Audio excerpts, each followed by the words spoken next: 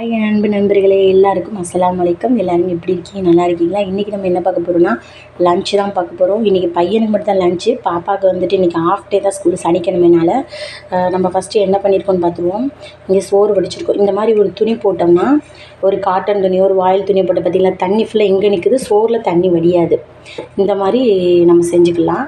அதுக்கடுத்து பார்த்திங்கன்னா கூட்டு, கேரட் கூட்டு மாதிரி ஒன்று பண்ணியிருக்கோம். அதுக்கடுத்து முட்டையும் கொண்டக்கல்லையும் போட்டு ஒரு குழம்பு வச்சுருக்கோம். இன்றைக்கி தான் ஃப்ரெண்ட்ஸ் லன்ச்சுக்கு. நேற்று நைட்டு சேர்த்த சப்பாத்தி இதில் இருக்குது. இது இந்த மாதிரி துணி போட்டாலும் சப்பாத்திலே நீர் வடியாது, நல்லாயிருக்கும். இது பார்த்திங்கன்னா மீஷோவில் நேற்று ஆர்டர் போட்டு வாங்கினேன் ஃப்ரெண்ட்ஸ். இது